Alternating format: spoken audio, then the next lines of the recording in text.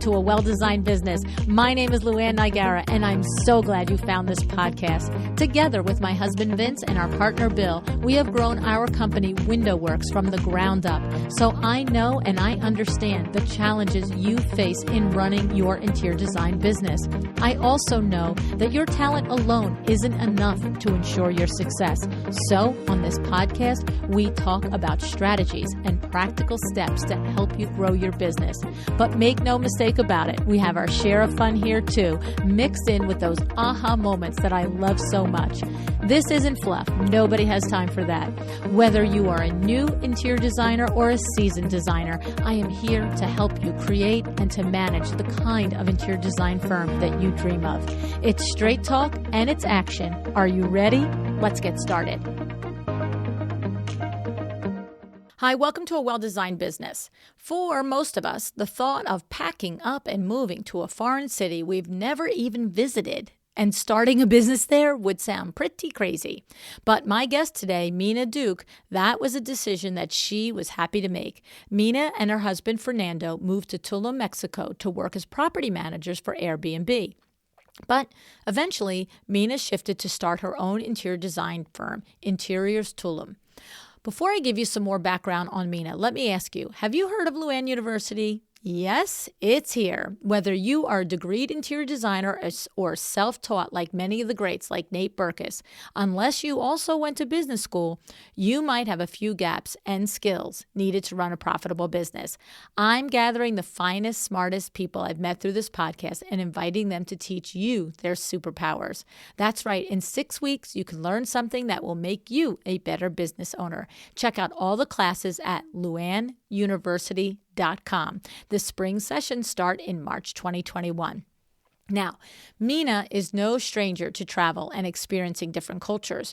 In fact, she grew up between Casablanca, Morocco, and LA. Her Airbnb experience allowed her to continue to travel the world in her professional life.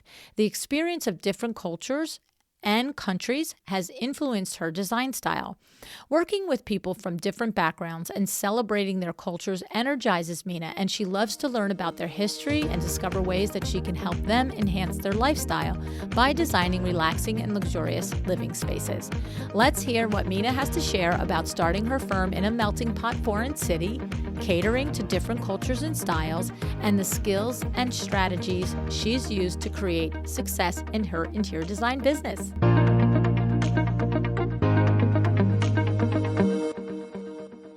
Hi, Mina. Thanks so much for joining me on A Well-Designed Business today. Hi, LuAnn. Nice to be here. It is nice to talk to you, Mina. You have so many things that are interesting about yourself, your business, your background that I'm struggling a little bit where to start. Okay. Only in business, just going on 2 years, but lots of experience and lots of interesting things. You are based in Tulum, Mexico, and your business, Interiors Tulum, is what I've learned from you is that Tulum is a highly international area as far as the tourists and the visitors, and so therefore your clients are very international. Is that what I'm understanding the right way, Mina? Right. Yeah, exactly. Okay, and so that's got to be kind of interesting. So you are not from Tulum either. You're recently moved there too, you and your husband Fernando, correct? Yes, we moved here just about 3 years ago now. And, we fit in here really well. We feel like we fit in here really well because it's a town full of strangers to some extent. There are so many people from all around the world here that made it their home and with a similar mentality. And so ever since we moved here, we just knew it was for us and it clicked. That's nice. And how did you come to move to Tulum? Well, we originally moved here for property management. Before I got into design, we were both property managers, and my husband had a Airbnb business in Boston originally, and the laws and regulations started changing over there, and so we were looking at where could we potentially move the business, expand it, or just reopen it and not worry about, the changing of laws and the changing of the atmosphere the way that we we were worried about in Boston. So we started doing research, and it was really actually data driven because we were trying to find somewhere in the world. I mean, we considered Vietnam, Chile, Argentina. We considered a lot of different places. And in the end, we chose Mexico because they had a great relationship with Airbnb. There's a lot of tourism. It's close to the United States, where we both have a lot of family. And um, it was Tulum specifically is the fastest growing city in Latin America. So we thought, Hmm. okay, we're gonna go there and start the business up again, and have a good time, hopefully. But we moved without even having visited. It was a totally data driven decision. We moved here, sold everything in LA where we were living at the time, moved here and started the business from zero, but it was a completely different market. So after about a year, we started looking at some other options, and I had been doing a little bit of design work here and there for our clients who asked us to help them furnish or decorate their places before listing them on the vacation rental websites. Hmm. So I sort of dipped my toes into design that way, and when we sort of saw that the Airbnb vacation rental business wasn't what we'd expected, we went into other fields, and for me that was interior design. Okay, so let's take a step back. So I guess, neither one of you are from the US. Is that correct? Where are each of you from? My husband is from Venezuela, and I am part American, part Moroccan, but I grew up most of my life in Morocco. Okay. So because the only reason I said that and established that is because I think when when if you're American and you're Moroccan and you're in Morocco, or you're Venezuela and you live in Venezuela, when you think about where else we move, you usually think about where else should you move in your own country. And the two of you are like, well, Vietnam, Chile. Yeah. Like that's crazy. It's like we'd be like, well, should we live in Los Angeles or San Diego? You know what I'm Yeah. saying? So, but that's a different sensibility, right? When you are um, from another country to begin with, and the U.S. isn't exactly, or the whatever country you're in isn't your home country. The world sort of is your oyster because you're willing and happy to start again somewhere else. It's a different headset. It's interesting, right? Yeah, I mean, we both feel really comfortable in many places in the world. I won't say any because I haven't been everywhere, but we both feel comfortable with travel and different cultures. I would even say, more comfortable um, in new cultures and different cultures than staying put in one that is familiar to us, because we both traveled a lot, and I grew up traveling. He's traveled a ton in his life as well. And so it is like what you said, the world is our oyster. Um, we just thought that we'd be open to wherever it made the most sense, and we didn't have to restrict ourselves based on any, political lines or boundaries, just where the climate was good, literally and and figuratively, like the market. And yeah, we were open to everything. Pretty But cool. another reason was that the immigration laws in the US were also becoming a little strict at the time. And a lot of my husband's employees were Venezuelans from Venezuela. He would bring them to the US to work on the business there in Boston. And when immigration laws started getting more strict and more difficult, we couldn't bring people over. And so that was another factor, was like, where can we go where it'd be easier to bring Venezuelans? You probably know, probably a lot of listeners know, Venezuela is going through a really, really horrible time, and it has been for a while. Hmm. And so people are constantly trying to leave the country and get opportunities elsewhere. And when it became difficult to do that in the US, we had to sort of start looking for somewhere outside of the US, where Venezuelans were more welcome. Interesting. Very interesting. I really do find it very fascinating. So, but then the other little tweak there, you don't even like go spend a weekend in Tulum before you decide to move. Like, that's insane, right? But it turned out good. You're very happy, right?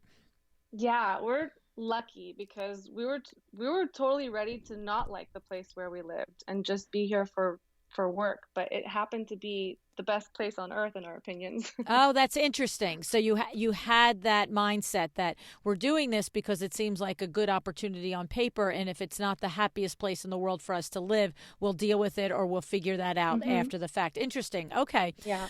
Okay. And so when you now here you are in Tulum and you have now pivoted your business to become an interior designer and you're doing design for different people.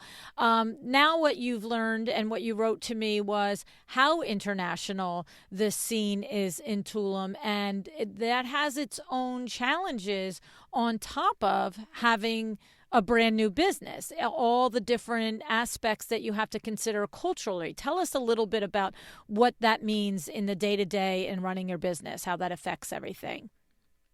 Yeah, well, we have um, a bunch of, you know, a bunch of different cultures that we need to understand and respect. And that's, just within Mexico, there are different cultures. You have the Mayans, the Mexicans, there's different cultures regionally, but then Tulum is just this melting pot. And I haven't had uh, any of my clients repeat in their cultural background almost. I have my first ever clients were from Argentina. Then I had an American client, but I have a British client. It just seems like every single time I have a client from a different part of the world.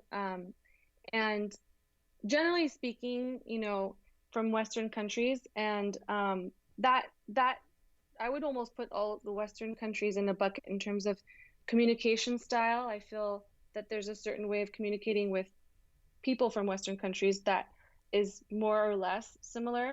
But then communicating with Mexicans, I would compare that more with Morocco, for example, Hmm. where it's not the same style of communication. So most of my vendors are Mexican or Mayan, and then most of my clients are, let's say, Western.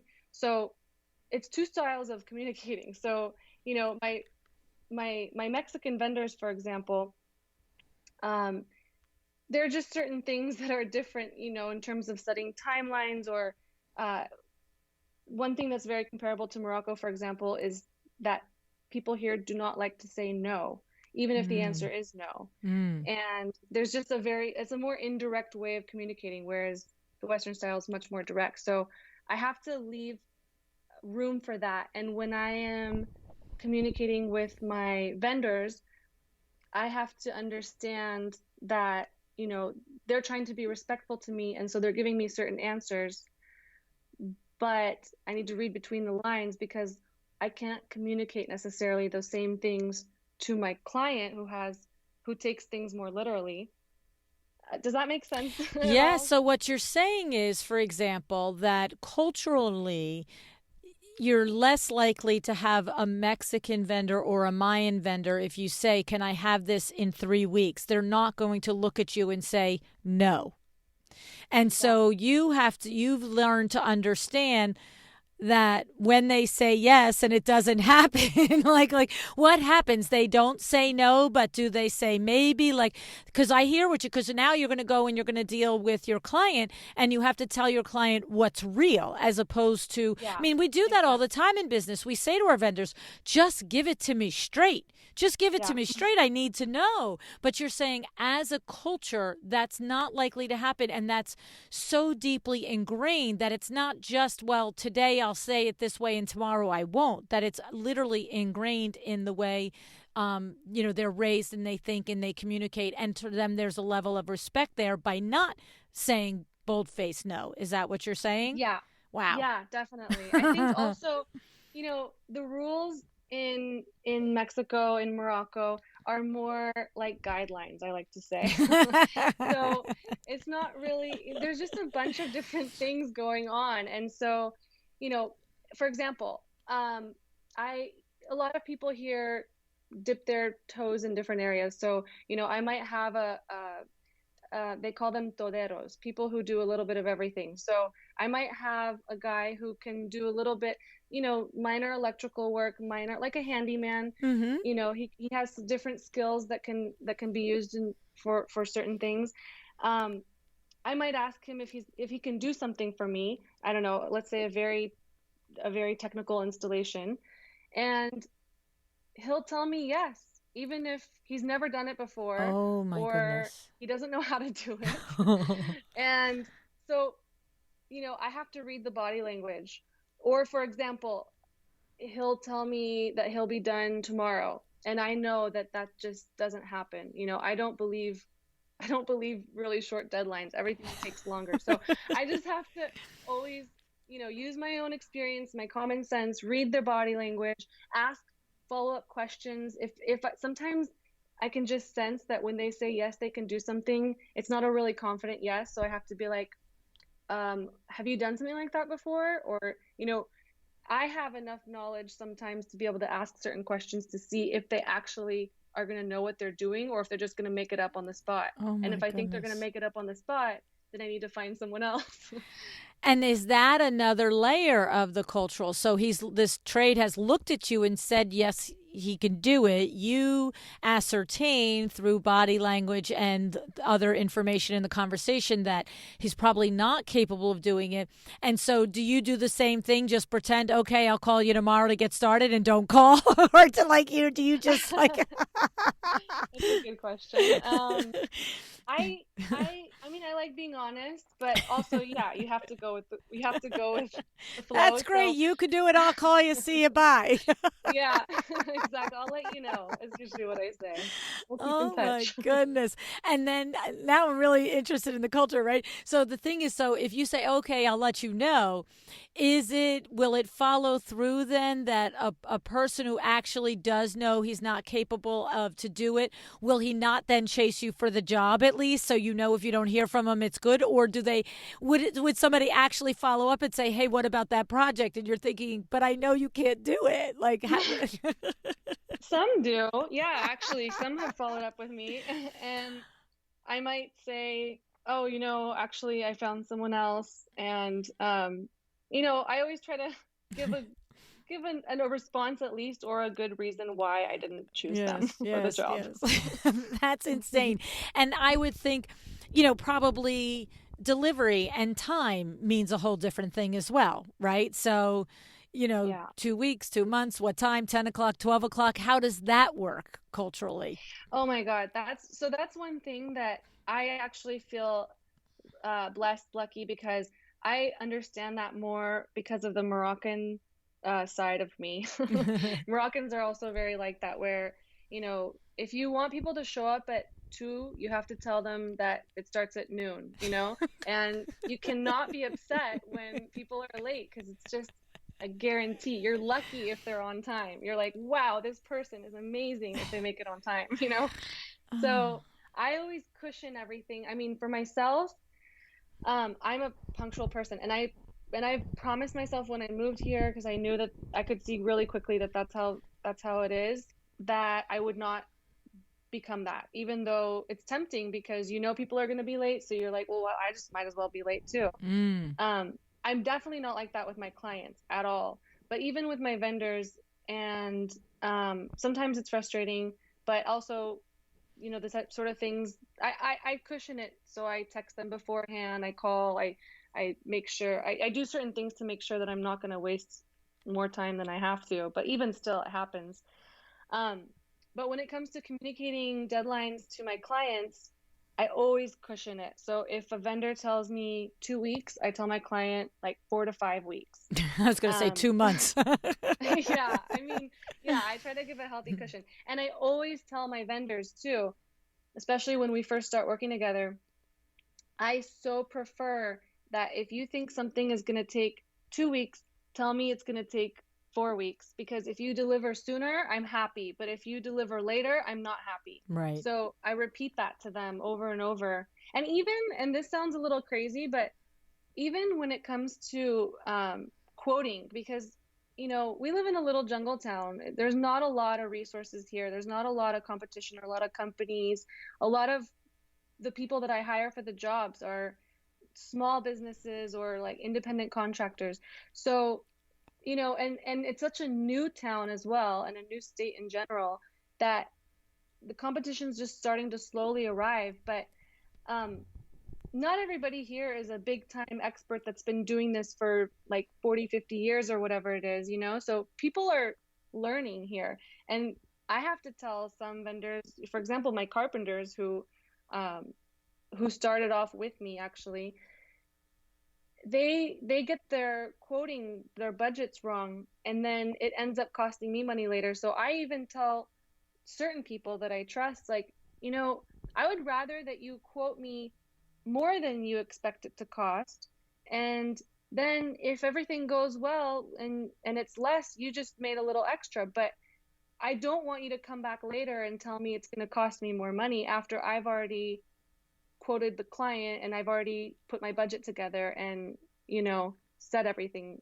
up based on what you told me initially. Well, and the thing about this is that, on one hand, I'm laughing at it and imagining it, but there's really nothing funny about it when you're in the position that you're in to these exact points, whether you have a meeting with somebody and you want to meet a trade at 9 o'clock in the morning and another one at 11. If the one that you're supposed to meet at 9 doesn't show up till 11, I mean, that's chaos. And then with the not wanting to maybe give the full price because they feel, culturally they shouldn't be so abrasive or whatever it is about it. And then like, well, asking for the extra on the back end. These are like legitimate problems that you are dealing with. And for you, Mina, to identify and understand very clearly that it's a cultural way of doing things, that's very challenging. And could you imagine if you didn't have the Moroccan background, which has similarities, if you were strictly straight up American and did never live in Morocco, you'd probably be pulling your hair out every day. You'd be at wit's end with all of your trades, right? Oh yeah. I mean, I have friends here that are, Americans and from different backgrounds, and it's number one complaint. And people always tell me, I don't know how you do it here, how you work in this type of an environment. And I'm like, well, it's not completely unique. I mean, Moroccans are like that. I'm sure there are plenty of other cultures like that. And you just have to accept it. Instead of getting mad, just every time it happens, you tell yourself, well, you know what? It's my fault for getting mad because this is just the way it is right here. Well, it's funny because I'm really taking a minute with it because it is anybody that has any experience with like long-term experience with cultures from Latin America, and I didn't know Morocco as well, but any culture that time and deadlines are very fluid. I know it. I understand it. Time and deadlines are fluid. I've had some experience with it in my personal life as well, in my business life as well, and it's a real thing. It is a real thing. And I can't imagine like every one of my vendors being like that. It'd be like, wow, Yeah. It's like wishing somebody doesn't have blonde hair. All day long, they've got blonde hair. There's not a lot we're going to do about it, right?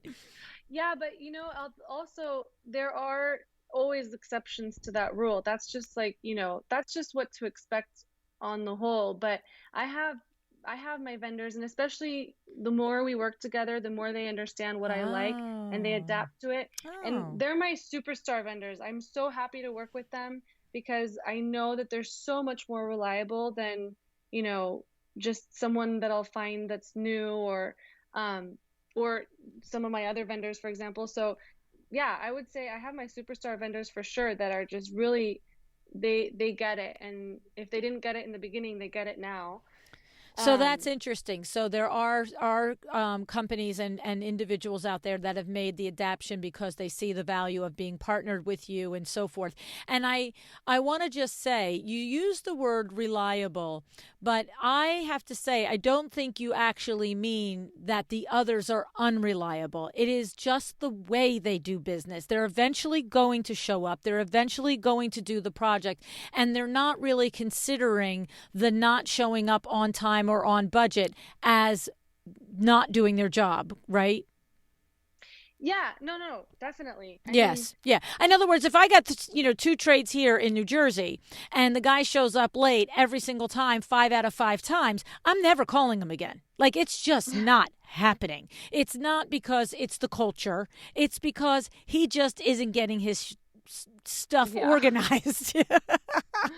Right? Well, yeah, but again, like I said, because we're so limited here, Tulum is a tiny little town in the middle of the jungle.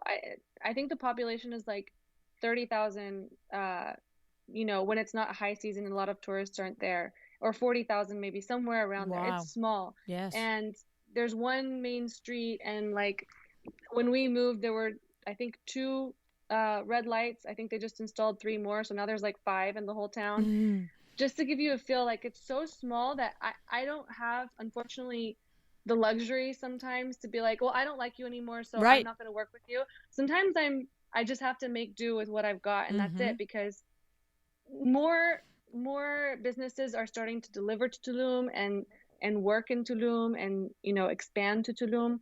But for the most part, some of my vendors, they're the best I got, so I just Mm-hmm. have to make it work. Right, right. But I think, obviously the focus of having this part of the conversation is because anybody else that didn't have a combination of the experience that you have, the American side, living in America for a certain period of time and understanding those international Western clients that are coming in and their expectations. Like, if you had only been in Morocco and then came here, you'd be on the same boat as all of your trades. Hey, next week, Right. next month, whatever, right? And you Hmm. wouldn't think anything's wrong about it. And so it's interesting how you're uniquely suited to understand both cultures, and basically enables you to have patience and grace and figure out your way through it. It's kind of crazy, and, Yeah. and even like, I know that you said that to one extent Western culture has similar attributes, right? But I mean, even that, I mean, yes, in big contrast to a culture like a South American culture or a Moroccan culture, absolutely Western is one, has certain characteristics. But, New Jersey and Iowa are very different. Like, Yeah. let's be serious. You know what I mean? Yeah. I know myself when I first meet certain people, if I'm all LuAnn mode, like, I see the eyeballs like, whoa, she just said that. And it's like, oh, right. Okay, LuAnn. Little quieter, a little softer, not so crazy pants. You know what I'm saying? Yeah. Yeah. No, definitely. I just, you know, I grew up between Morocco and the US, so I feel like um and I lived in China right after I graduated high school, and I mean, I've been to a lot of different countries. I just feel like in general, when I first meet somebody, I try to observe a lot what their expectations and communication habits and patterns are, and I try to be respectful of that and adapt to it a little bit.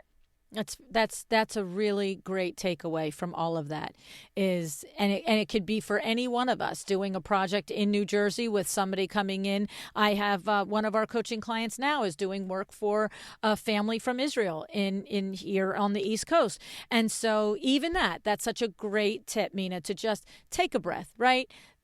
Take in that person, that client, and observe how they interact and how they communicate and how all that goes, and try and show some respect for their way of doing things a little bit, right? Yeah. Yeah. And I mean, it's not that sometimes it's really not a fit, it's not that I will adapt to the point that, I accept everyone that comes my way for sure. But I think it is important to try to meet people halfway, especially when you're in an international environment or in another country or another culture, whatever that may be. Like if you go to Iowa, LuAnn, or whatever it is, just when you're out of your uh, cultural setting, let's say, to use that as a general rule. Yeah, I think so. Yes, it's true. You're absolutely right. I love it. That's a great tip. Okay, so now the other thing that you told me that has been very helpful and influential in your business is you have a mentor that is located in Los Angeles. So tell us a little bit about that relationship and how that's helped you, Mina. Yeah, her name is Lucy. And she's been amazing, amazing help to me. I actually found her on a Facebook group, the Ivy Network. It's a group for interior designers that use Ivy, and they have a mentorship section. And I saw it and I was like, oh, that sounds like what I need right now because I don't know any other interior designers here. So, everything that I've been doing has been just a lot of research, but it's different, having somebody that you can talk to who's in the same industry. So I signed up for it and I sent a message to a few people, and a few people wrote back, but Lucy and I just kind of clicked and we started talking on Facebook for a little bit, and then we started talking on the phone, and I told her what I wanted, which was basically to be able to um, you know, talk to her in time of need every now and then when I just didn't know what to do or when I needed advice, and um, just have somebody that I can consult with and get advice from. And she told me her expectations, and we started talking once a week. And she's been a huge, huge help for me because sometimes you just need somebody who kind of knows you, who also knows the industry and what it's like, who can tell you, like, yeah, you're totally right. Like, you should, blah, blah, blah. Or, like, you know what? Why don't you consider this something that I might not have considered fully Mm-hmm. because I'm new also, and she has years and years of experience. So, um, her mentorship has been just invaluable to me and so helpful. That's outstanding. And do you recall what she set out as the expectations when the two of you talked? I think that's interesting and helpful if you recall what they were. She just sounded open to exactly what I wanted, which was giving me advice and, guiding me and mentoring me. I don't get it. Like, she doesn't get anything out of our relationship. She gives me so much of her time and resources, and I mean, I don't have much to give her. I So don't get it, she it's says. one-sided in that way. But I mean, I think that I imagine that she's been doing this for a while, and whenever, certain types of people get to a certain point, they want to give back and Mm-hmm. help out because they've had people help them out. And she's told me that before too. She has a network of designer friends that get together and chat like every week or so and help each other out. And so she just wants to give back, and she's definitely doing that with Right, me. right. That's awesome. I love that.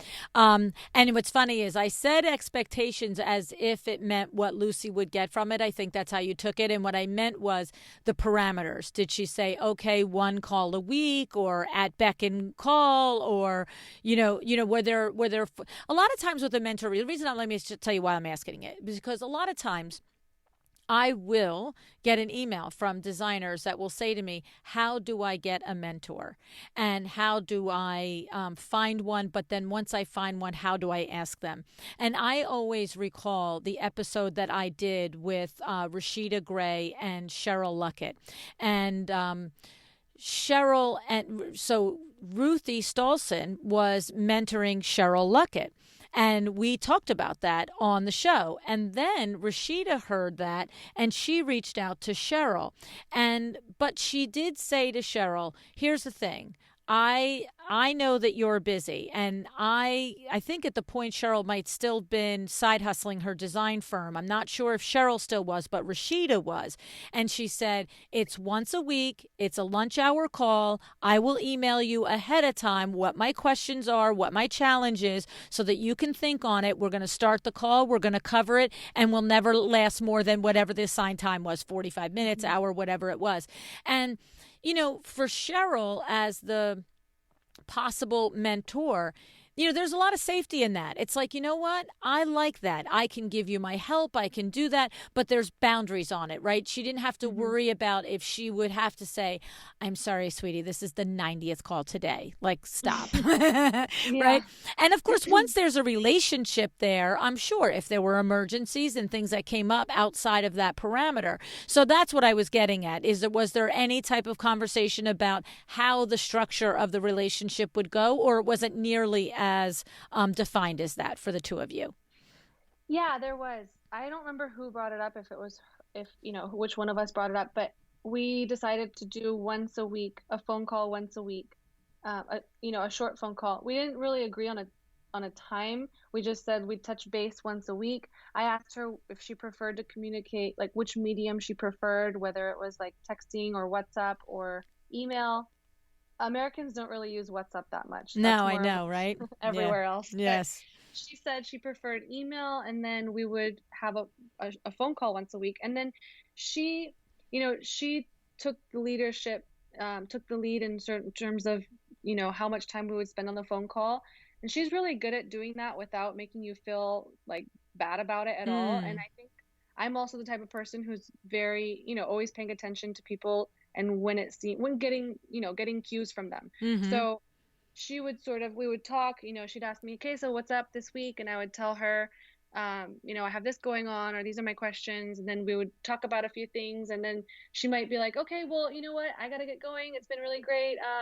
Let's talk next week again. I might even have questions that I still wanted to keep going on, but she's clearly kind of made it Right. obvious to me that the phone call is over.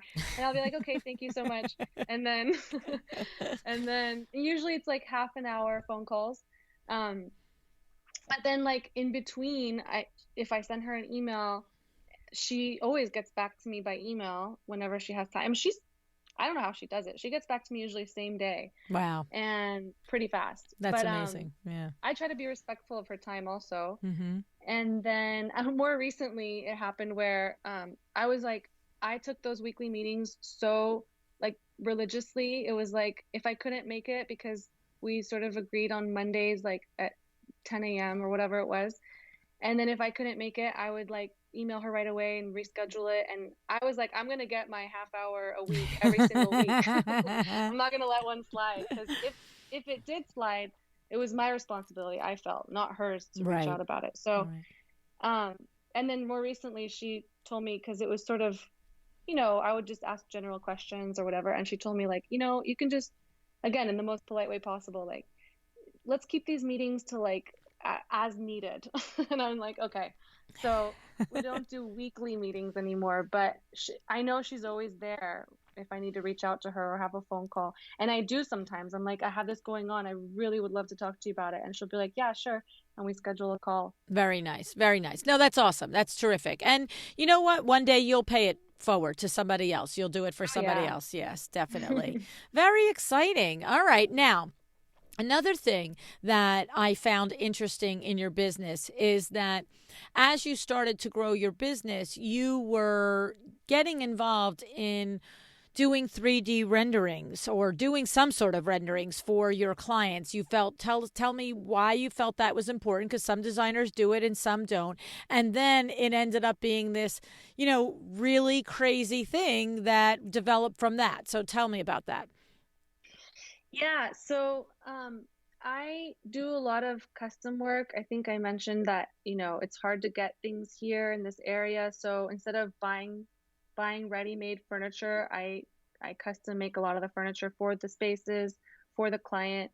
And, you know, uh, in the beginning, I was using a really basic software and just putting together, no, it was not an accurate representation at all, but it was a software that let me just create the floor plan, place the items. Generally I could get like a texture or a color going that sort of would give a strong idea, but it was really just to give a basic feel.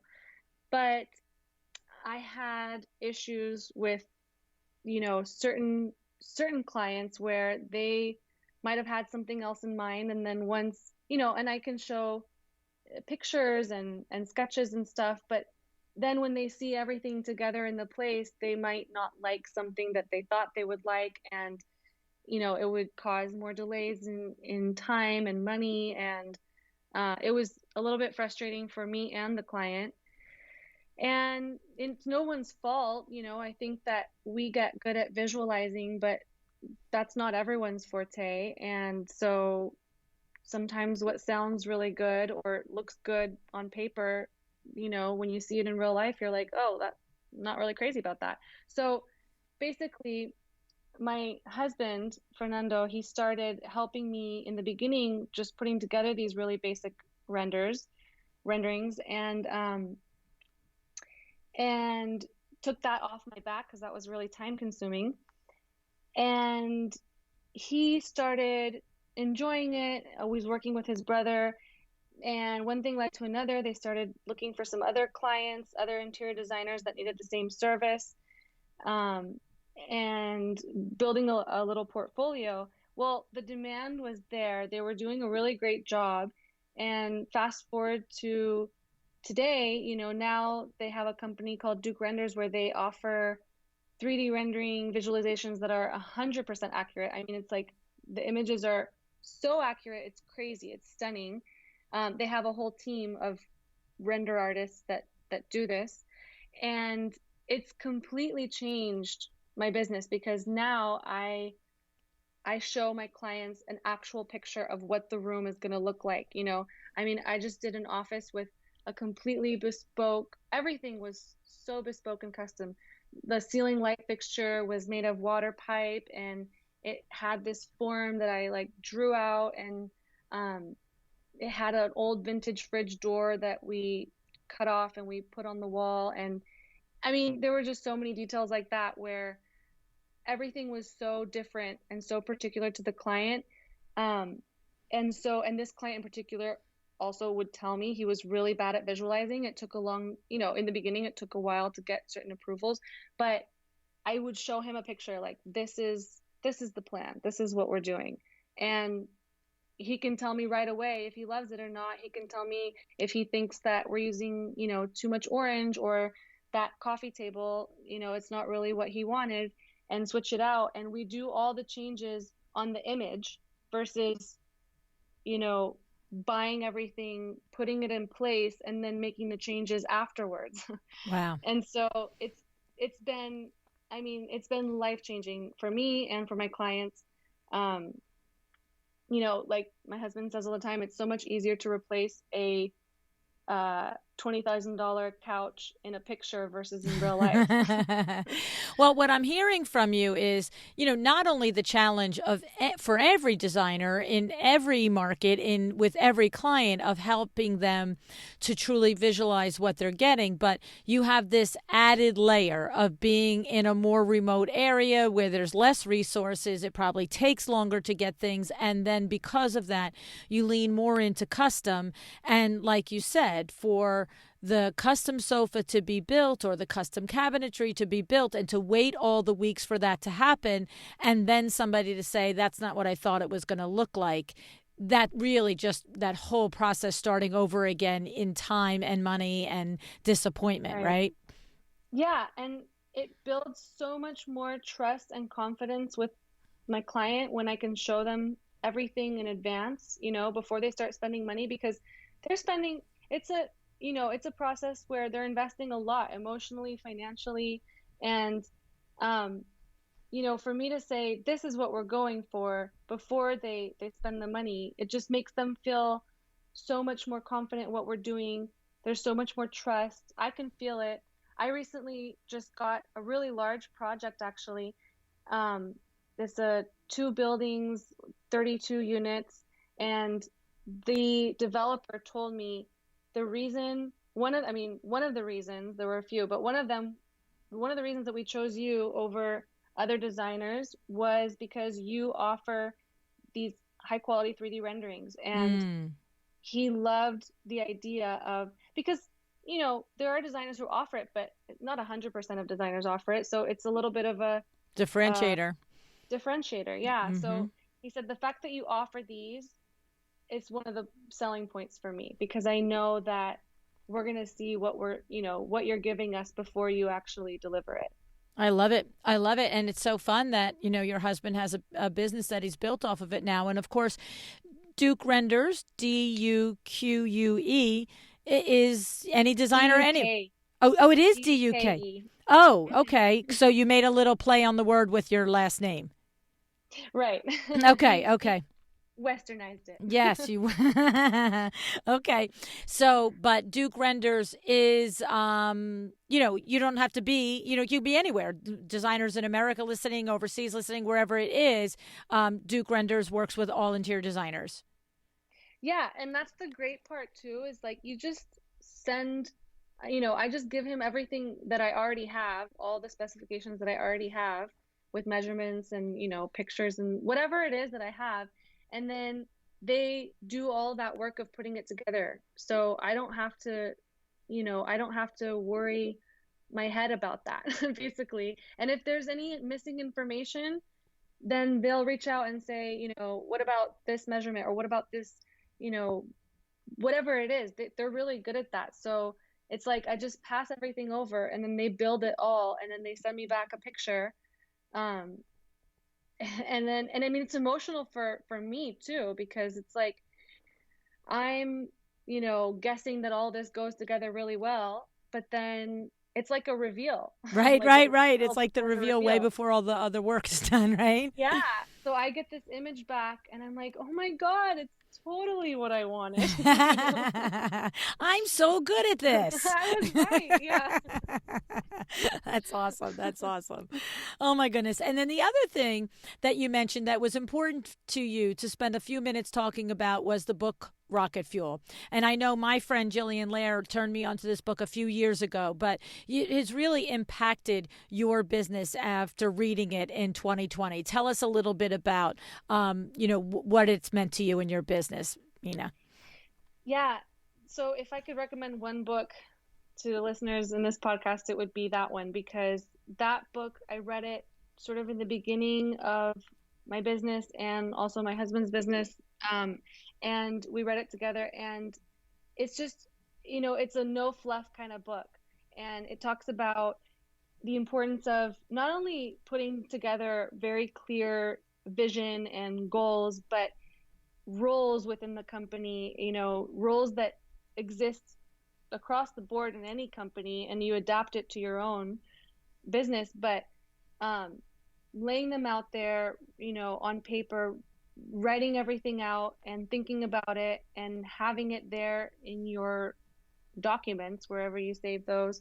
And then just setting up weekly meetings, which has really been the biggest part, the biggest takeaway of the book, in order to strive towards those goals. And so you're not working in the abstract anymore. For me, it meant that instead of having a, a 1 year plan or a 3 year plan or a 5 year plan or whatever it is, like a dream or a goal about where my business would be in the future, and sort of, taking on projects, hoping that I'll just get there through hard work. It was like, tells you exactly how to structure weekly meetings. It gives you examples about, goals that you can set, and it tells you that you need your measurable and non-measurable goals, and how to have those goals. You have your yearly goal that you split into quarters, and then you split your quarter into weeks, and then you split your weeks into days, essentially. And so you and your team, however large it is, are constantly on the same page, and you have this template for a weekly meeting where you get together. It has an agenda, how much time you should spend doing each thing, and you just go through it. And the best brainstorming and ideas have come from those meetings, but also touching base with everyone and making sure we all know what we're all doing, and if we're hitting our goals or not, and if we're not hitting our goals, how, what we can do differently in order to hit them. It's just been, I can't even describe it. It's just been so it's just made the hugest difference in our businesses, in my business. And I'm And so good and happy for you on that. Are you able to take one? Can you recall, just so that your colleagues have an idea to put it tangible? Can you recall like some goal that you put, and maybe it was a quarterly goal or a monthly goal, and how you attacked it and broke it down? I mean, do you know what I'm saying? yeah, well, for example, we had in the beginning, we needed to set the company up. And so there were, we might have the yearly goal is um, having, oh, it could be a number, for example. It could be, you know, $100,000, making $100,000 profit in the next year. And then you break it into the quarters. Um, or it could also be, for example, having a company that is, completely set up and um, ready to do business legally, let's say, because that has its own list of to-dos that come with it, Mm-hmm. which is, I mean, needing an accountant, and it probably changes from country to country, but needing to register the company, needing to um, open the bank account, needing to hire an accountant, and everything that goes along with just having like a well-established business that is ready to go legally and financially. Mm. And then yeah, and then breaking that into the different quarters and having different goals each quarter for I that. love it. And then what happens is you're just slicing up all the different areas of your business. So one is a financial goal, one are tactical goals, some are operational goals, and just identifying each of those and then putting intention every week and accountability on working on them and achieving them, right? And as opposed to this big wish list of all the things you want to do, and you look at it again a year later and you're like, we managed to get two done by some miracle, and the rest I completely forgot about, right?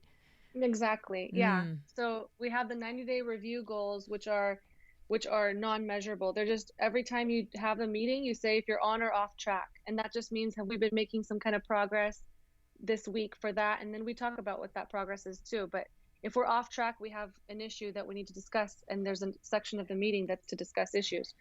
Um, but if we have a measurable goal, and that could be like Instagram followers or um, any kind of social media following, just things you can put a number on. Those are really great. And the cool thing is that it doesn't have to be, we highlight the goals that we met in green and the ones that we haven't met in red. And so you can also start to see trends and if there's progress. But you don't have to start off meeting all your goals. Obviously, you want to set goals, and if you don't meet them, it doesn't mean that it's a failure. It just means that you need to readjust how you're getting there, essentially. Mm. Right. That's such a good observation there, right? You don't just throw the baby out with the bathwater. You didn't reach the goal, but taking it. That's what I'm always talking about. Let's go back and let's look at it again and analyze it. If it's still a Hmm. worthy goal and we're not reaching it, what's going on there, and what actions are we Right. going to take in order to get to it, rather than just say, that was hard, we didn't do it. Yeah, exactly. Right. Oh my goodness. Well, that's amazing. I mean, you've come a long way in just a couple of years, and you have a lot of unique challenges on your particular plate doing business in such a unique area, right? I mean, all of your clients, everyone is from somewhere else. All of your trades and people that you rely on to get your work done are from there, with such a unique, different way of approaching business. And for you not only to manage all of the intricacies of an interior design project, then you have to layer all of that on there. So it's a lot. It's a Yeah, lot. it is, to say the It least. Yeah. is. Yes. Well, I have to tell you, I'm so glad that you came on the show to tell us about all of these things, and to just interesting to hear how your business works and the different things that you have to go through to make it successful. And, wishing you and Fernando all the best. And thanks so much for coming on, Mina. Well, thank you so much for having me. That was really fun.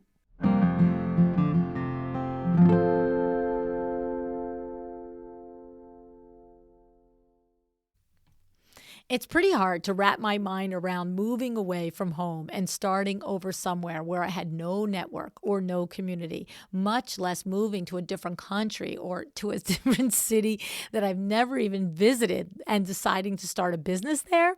Although I have to say, it sounds pretty darn exciting, right?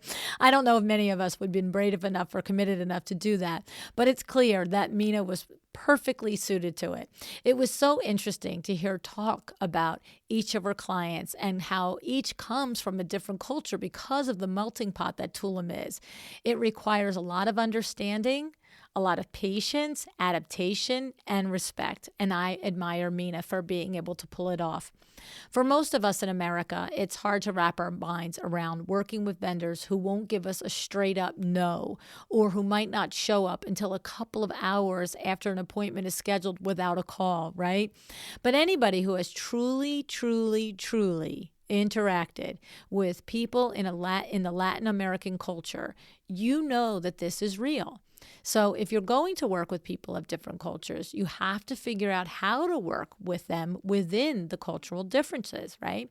It's true whether you're striking out to the melting pot of Tulum or just working anywhere where you might engage with people of varying cultures. It's something that I've had to adjust in our own business on occasion in time, not to the degree that Mina has, but if you haven't experienced it yet, it's probably, at some point in your career, you will think back to this podcast and go, oh, right? Now, Mina's tip of taking a breath and trying to observe how people act and react and to hold respect for that is gold in this situation. I love that she does that. And I want to highlight a little nuance here. Mina pointed out that just because she holds respect for cultural differences doesn't mean that she accepts that anything and everything that comes her way. She clearly adjusts to and respects those around her, as we all should, but there are still times when it's non-negotiable, right? Still instances where we have to figure out what we can and cannot accept and learn to stand firm on what we want to do and how we want to do it within our values and our business. It can be tricky, right? And in Mina's case, it is. But you can tell by listening that she knows when and where to draw her own line, and that's pretty cool. I also love how passionate she is about the book Rocket Fuel. I always find it interesting to hear what books impact business owners, right? There's so many books out there that we can learn from, so many that can guide us and give us lessons. But when you come across that one, the one that tells you something in a way you've never heard it before, the one that opens your eyes, the one that kicks you in the butt or into gear, whatever it is, hold on to it, revisit it, reread it, and cherish it. Okay. Another important takeaway from today's episode comes down to the value of 3D renderings. Designers, you tend to feel pretty strongly about them one way or another. Some love them, some don't. But hearing the way they change things for Mina, they allow her to provide valuable visualization and create changes for her clients before the work starts, right? So for her, it's a great value. If you want to incorporate the highly accurate renderings that made such a difference for Mina, her husband's business, Duque Renderings, may be of help to you. So check out Duque, Duke, renderings.com and see if maybe you'd like to work with them. Before we wrap up, I want to thank our show sponsor, Kravit, the industry leader in to-the-trade home furnishings. You can easily shop Kravit, Lee Joffa, Brunswick and Fee all in one place. And don't forget their easy-to-use features on the website. You can find the latest products and collections right at your fingertips. And don't forget to use your code AWDB10 for a 10% discount on any Kravit fabric, wallpaper, or trim. My thanks to Mina for a terrific conversation, and my thanks to you too for choosing to share your time with me today. There's a fearlessness in Mina that I think we could all use a little slice of, right? Take a look at yourself and see if there's a big idea in you. Is it time to be bold and to take a leap? Decide what it is and get yourself ready for it. Then decide to be excellent. Thank you so much for joining me again today. This podcast is a production of WindowWorks, your resource for custom window treatments and awnings. To learn how we can help you on your next interior design project, go to www.windowworks-nj.com. And if you're interested in working with me on your business, either through masterminds or one-on-one coaching, or you want to know how to get my book, The Making of a Well-Designed Business, or you just want to know what's going on in the podcast land and where I'm going to be, all of that is found at LuAnnNigara.com. Thank you so much. Have an excellent day.